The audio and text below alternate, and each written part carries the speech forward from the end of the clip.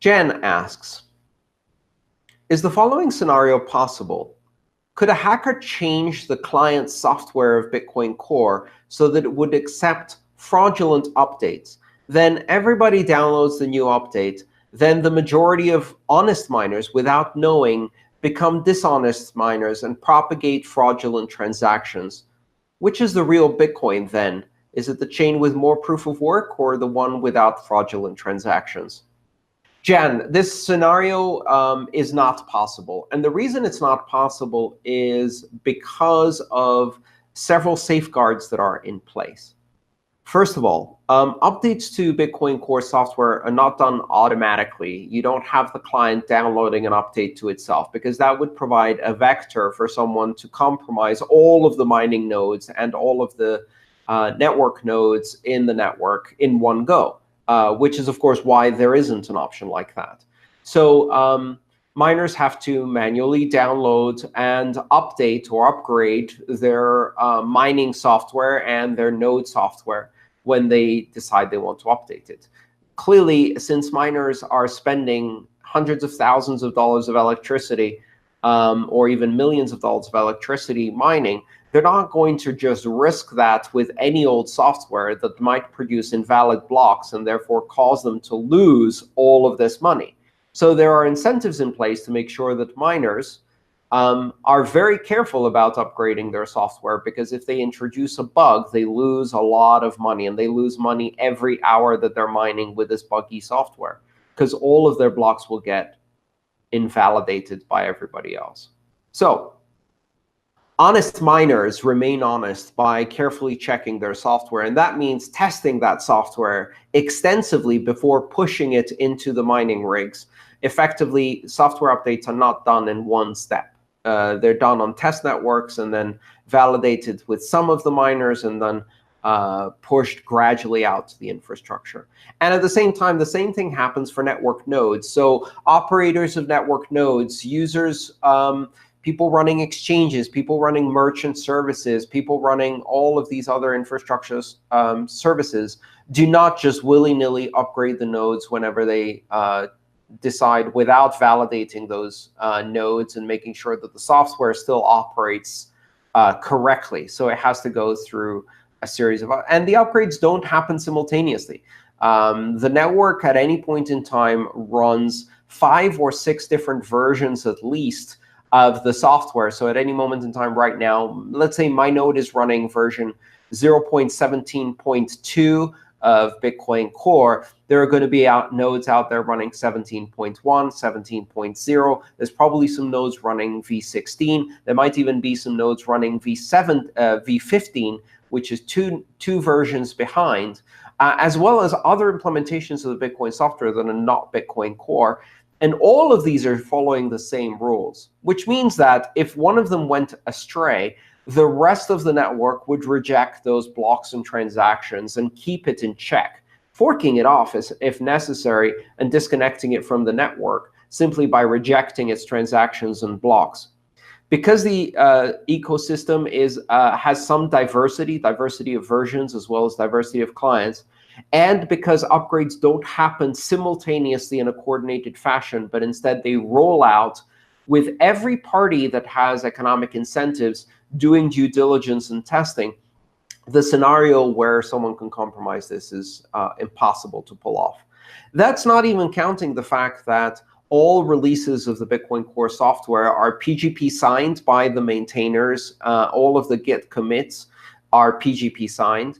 And there's a system called a deterministic build system that produces executables that contain digital signatures that can be validated, where you can run software to build the Bitcoin Core software with a standard configuration, a deterministic build as it's known, and then you can prove that the resulting binary is the same as the binary that everybody else built and therefore hasn't been compromised in any way. So you can basically trace trust in the software from the binary to the source code, to the commits that were made by various maintainers, to the commits that were made by various developers, and identify what changes were introduced by whom.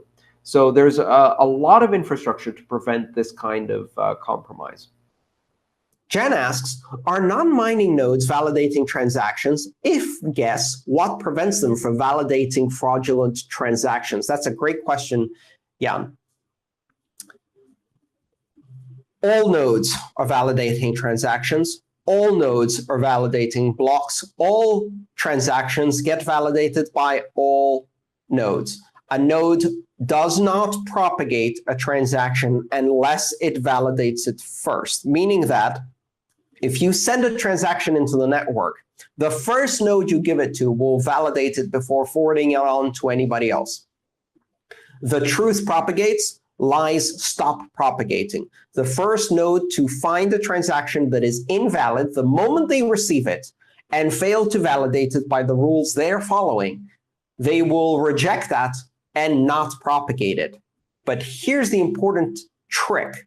They will not only reject it and fail to propagate it, they will punish the node that sent them that transaction. They will say, according to my rules, you sent me a lie. So your node is now going into a timeout. I'm not talking to you for 12 hours. Bye. Now, I don't know what the timeout characteristics are, but there's a mechanism within at least Bitcoin Core clients, but most clients, most node software out there, that progressively makes the timeout worse. The first time you lie to another node, it may assume that you haven't upgraded recently, and it's going to reject your transactions or blocks and say, you're propagating lies. I'm not talking to you. Timeout. Second time you do it, it will give you a longer timeout. Third time, it might kick you off the network completely. Basically, stop talking to you, disconnect, and not accept connections from your IP address again. This mechanism ensures that nodes that try to propagate transactions that other nodes consider a violation of the rules find themselves very, very quickly isolated from the network. We've seen, in fact, during forks in the network, where the network will automatically split in half, where the nodes that are supporting one fork versus another stop talking to each other, because the moment they try to propagate to each other something that the other side doesn't consider valid, the other side stops talking to them. So for example, if you have a fork where a group of nodes decide to use new rules that are not valid to the rest of the network, they will find themselves cut off from the rest of the network. The rest of the network will ignore all transactions. So that's what prevents any node from validating fraudulent transactions and propagating on the network. The other nodes stop trusting it. If nodes could propagate fraudulent transactions, couldn't there be another Bitcoin blockchain where the miners just aren't truthful and write a higher mining difficulty in the block, therefore making it appear that their chain has more proof of work?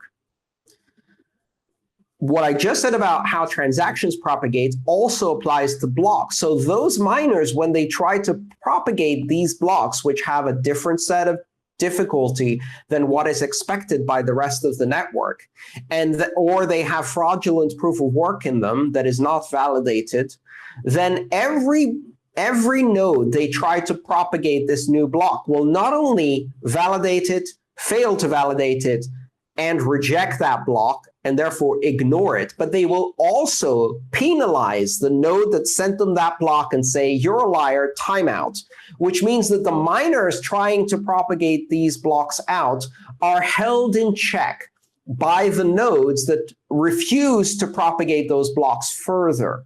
This is a really important concept because it underpins the ability of non-mining nodes to be participants in consensus, especially non-mining nodes that form economic interests within the network, such as, for example, the nodes of merchants and exchanges and large wallets.